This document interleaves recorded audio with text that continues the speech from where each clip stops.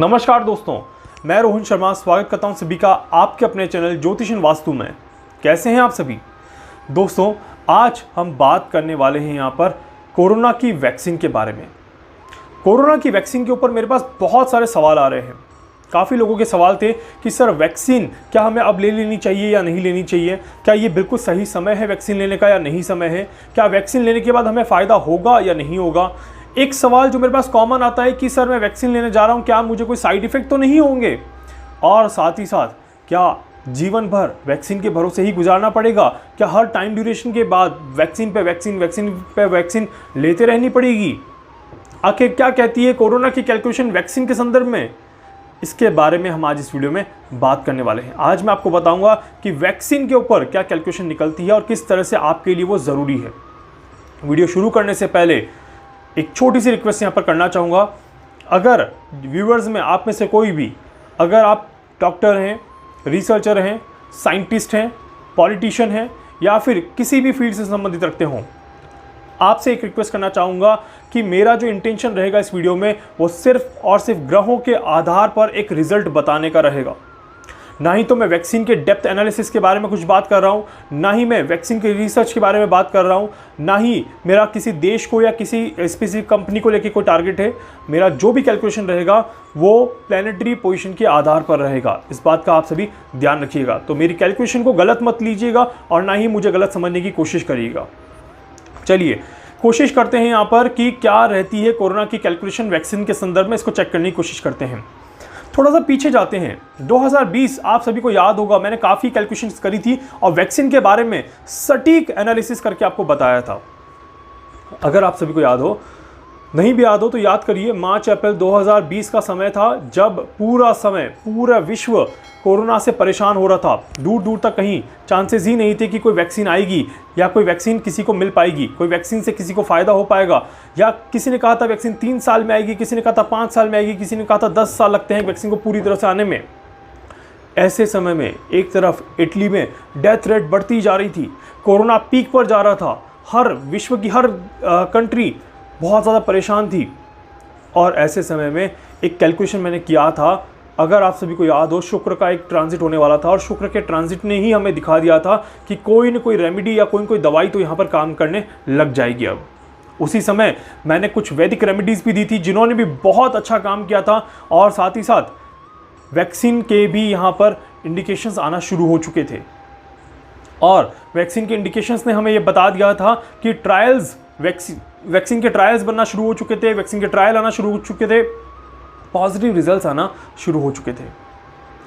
With in few months again जब मैंने calculation किया था तो मैंने बताया था कि वैक्सीन आने वाली है और बड़े लेवल पे वैक्सीन आ जाएगी। वैक्सीन के आने के बाद भी मैंने कहा था कि ये सही समय नहीं है वैक्सीन के लेने का, क्योंकि इसके रिएक्शंस, इसके साइड इफ़ेक्ट्स थोड़े से निकल सकते हैं और अलग तरह से निकल सकते हैं। उसी समय पहली बार ब्लैक फंगस को देखा गया था। जब हमने साइड इफ़ेक्ट्स की बात करी थी तब ब्लैक फंगस की बात भी बाहर आई थी, तब साइकोलॉजिकल इश्यूज़ की भी बाहर बात आई थी, तब फीवर और एक डिसबैलेंस इन द बॉडी भी यहाँ पर निकल के आया था। उसके बाद 2021 में एक समय आया, तब मैंने कहा था कि ये सही समय है वैक्सीन को लेने का। यहाँ पर जिस किसी ने भी वैक्सीन ली होगी उसे कोई साइड इफ़ेक्ट होने के चांसेस नहीं रहेंगे, उसकी रिकवरी भी बड़ी अच्छी रहेगी और यहाँ पर ले जाने वाली वैक्सीन बहुत ज़्यादा कारगर रहने वाली है। वैसा ही यहाँ पर होता हुआ भी देखने को मिला। उसके बाद मैंने कहा था कि सरकार की तरफ से वैक्सीन को लेके कोई ठोस कदम उठाए जाएंगे और भारत में एक मास लेवल पे वैक्सीनेशन को प्लान किया जाएगा और विश्व में भी वैक्सीनेशन को बड़े लेवल पे प्लान किया जाएगा। वैसा ही यहाँ पर हमें होते हुए देखने को मिला।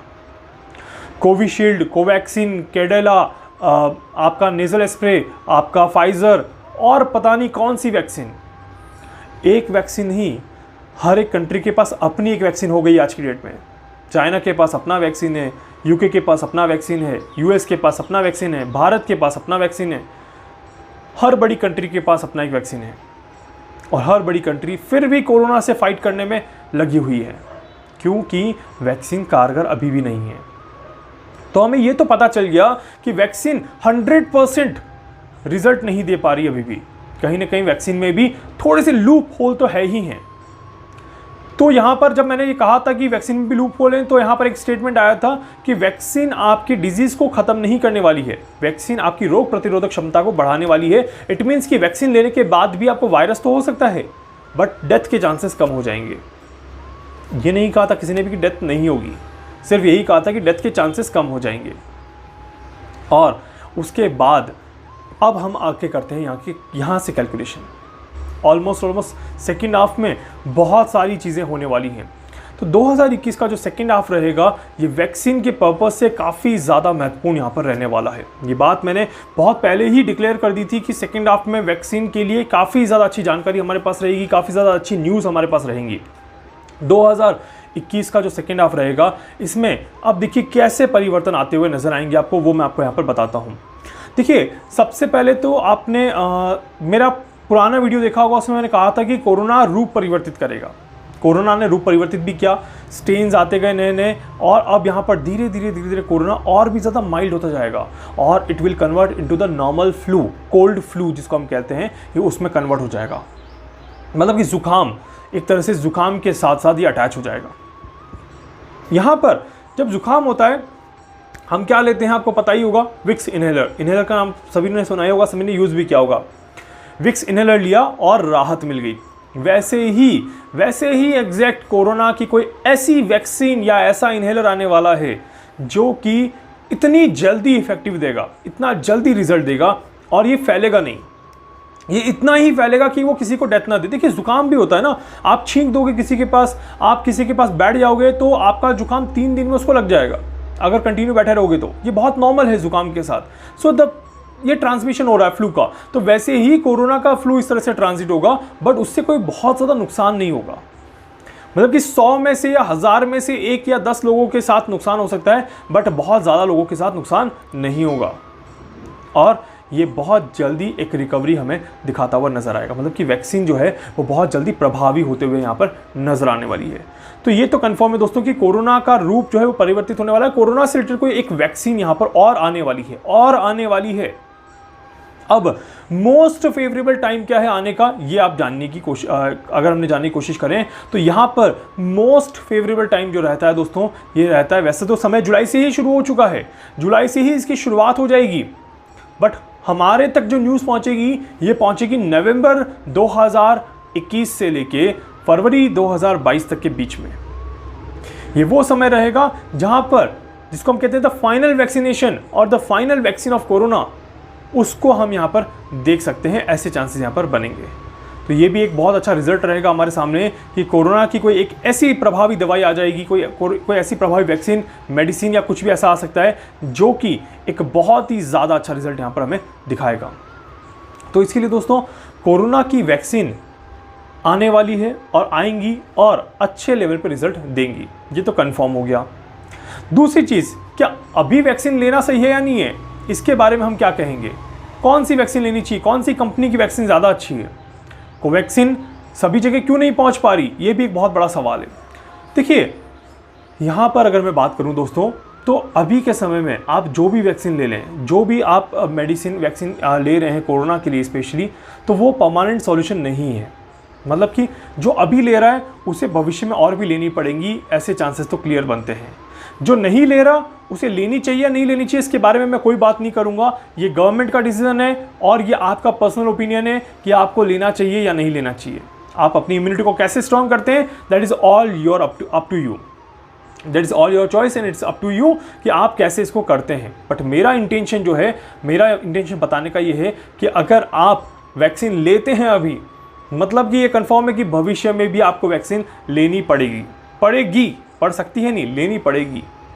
अब इसके पीछे का क्या लॉजिक समझते हैं, दैट इज़ मैं ज़्यादा डिटेल में नहीं बता सकता इसको, बट ये कंफर्म है कि वैक्सीन अभी अगर आप लेते हैं तो आगे लेनी पड़ेगी। ये बिल्कुल क्लियर दिखाई देता है कैलकुलेशंस के आधार पर। अब जो वैक्सीन दी जा रही है, सैटर्न रेट्रोग्रेड हो चुके हैं, जुपिटर रेट्रोग्रेड होने वाले हैं, और अब जैसे जैसे वैक्सीन दी जाएगी उसकी एफिशिएंसी कहीं ना कहीं थोड़ी सी लो रहेगी। जी हाँ, थोड़ी सी लो रहेगी, मतलब बॉडी के अंदर चेंजेस दिखाएंगी, और ये चेंजेस कहीं ना कहीं किसी भी प्रकार से हो सकते हैं।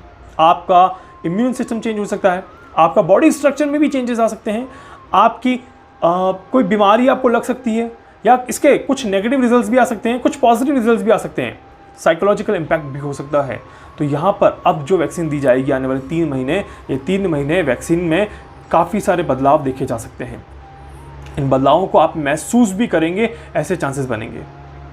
मतलब कि वैक्सीन लेने के बाद भी सेटिस्फैक्शन मिल जाए, इसके चांसेस तो बिल्कुल भी नहीं दिखाई देते, ये तो कंफर्म है। दूसरी चीज़, वैक्सीन लेने के बाद कहीं ना कहीं अंदर से आपको बड़ी वीकनेस सी महसूस हो सकती है, ये बिल्कुल क्लियर यहाँ पर दिखाई देता है। कौन सी वैक्सीन, फाइजर या कोविशील्ड या कोवैक्सीन या फिर यूके की जो वैक्सीन आई थी वो, या फिर कोई और, इसके बारे में मैं नहीं बता रहा, कंट्री स्पेसिफिक में बात नहीं कर रहा अभी। और क्योंकि एस्ट्रोलॉजी के अकॉर्डिंग जिस तरह से देखा जाए, वैक्सीन चाहे कोई सी भी लें, बट रिजल्ट यही निकलेगा। चाहे स्पुतनिक ले लीजिए, चाहे आप कोई सी भी ले लीजिए, कहीं ना कहीं रिजल्ट ये निकलेगा। मतलब कि कुछ गैप में परेशानियां आएंगी ही आएंगी। गैप में कैसे? आज वैक्सीन ली, आज वैक्सीन लेने के 10 दिन बाद थोड़ी बीमारी होगी, फिर 10 दिन बाद थोड़ी बीमारी होगी, फिर 10 दिन बाद थोड़ी बीमारी होगी, ये फैक्टर चलता ही जाएगा, ये कंफर्म है। ये कब तक रहेगा आपका? तो ये आपका नवंबर 2021 तक रहेगा ही रहेगा। जिसने वैक्सीन ले ली है और जो वैक्सीन लेने वाला है, स्पेशली 25 जून के बाद से जो वैक्सीन ले रहे हैं, उनके साथ ये चीज़ें ज़्यादा देखने को मिलेंगी। तो ये हमारे सामने बिल्कुल होता हुआ दिखाई देगा। अब इस चीज़ से बचा कैसे जाए?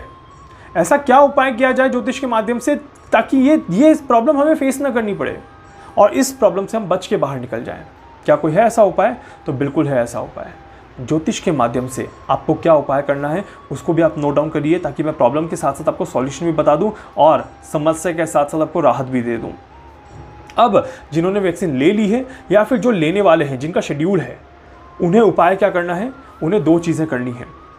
उन्हें जिस पानी का वो सेवन करते हैं अपने घर पे, जो पानी वो पीते हैं, उस पानी में चांदी का कुछ डाल के पीना चाहिए और तुलसी का पत्ता हमेशा पानी में डाल के रखें और उस पानी को पीजिएगा। यह आपके लिए बहुत ज़्यादा ज़रूरी है। दिन में एक बार हल्दी डाल के पानी पी लीजिए या हल्दी डाल के दूध पी लीजिएगा, ये भी आपके लिए बहुत ज़्यादा ज़रूरी रहेगा। ये भी आपके लिए काफ़ी ज़्यादा महत्वपूर्ण उपाय है। इसके अलावा जब भी आपको लगता है कि मैं बीमार हो रही हूँ या मेरी बॉडी वीक हो रही है या मेरी एनर्जी डाउन हो रही है या फिर मुझे अच्छा नहीं लग रहा, नेगेटिव लग रहा है, उसी दिन से 3 दिन तक, कितने दिन? 3 दिन तक बजरंग बाण का पाठ करिएगा। इससे आपको बहुत ज़्यादा फायदा मिलेगा। और घर पर स्पेशली सोते समय पूर्व दिशा का प्रयोग करिएगा, ना उत्तर दिशा, ना दक्षिण दिशा, ना पश्चिम दिशा। इस बात का ध्यान रखिएगा। और जिन लोगों ने वैक्सीन ले ली है और जो लेने वाले हैं, उनके लिए एक विशेष उपाय मैं यहाँ पर बता देता हूँ कि जब आप अब जो लेने वाले हैं उनके लिए, कि जो वैक्सीन लेने जा रहे हैं, कोशिश करिएगा कि हरा कलर बिल्कुल भी प्रयोग ना करें। हरे कलर के कपड़े पहन के वैक्सीन ना लें, डार्क कलर के कपड़े पहन के वैक्सीन ना लें। आप येलोइश कलर ले सकते हैं, येलो कलर में कोई भी आप पहन के चले जाएं और वैक्सीन ले लें, तो वो आपके लिए ज़्यादा अच्छा है। और एक चीज़, जहाँ पर आपने वैक्सीन लगवाई है वहाँ पर कुछ दिन, स्पेशली 7 दिन या 9 दिन, कोई पीला कपड़ा, एक नॉर्मल सा पीला कपड़ा बांध के रख दीजिएगा, आपको बहुत ज़्यादा फ़ायदा देखने को मिलेगा। देखिए, ये उपाय कुछ ऐसे हैं जो लगता है कि यार ये क्या काम करेंगे, बट मैं आपको हमेशा कहता हूँ, मेरे उपाय जो होते हैं वो विचित्र हो सकते हैं, बट वो हमेशा कारगर होते हैं। और करके देखिएगा, आपको रिजल्ट मिल जाएगा। तो जिन्होंने लगवा ली है वो अभी भी पीला कपड़ा बांध सकते हैं, और जो लगवाने वाले हैं वो लगवाने के बाद बिल्कुल सॉफ्ट टाई करिएगा, ताकि आपको पेन ना हो, आपको कोई परेशानी ना हो, किसी तरह का साइड इफेक्ट ना हो कपड़ा बांधने से, और किसी भी तरह की नेगेटिव एनर्जी आपको ना मिले। इस बात का ध्यान रखिएगा। जस्ट अगर नहीं भी बांध सकते तो कुछ येलो पहन लीजिए, so that will touch over here, तो वो आपके लिए ठीक रहेगा।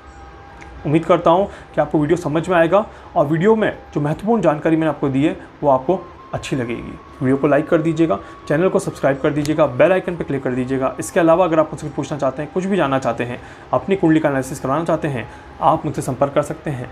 मैं पूरी कोशिश करूँगा आप सभी की हर संभव मदद यहाँ पर कर सकूँ।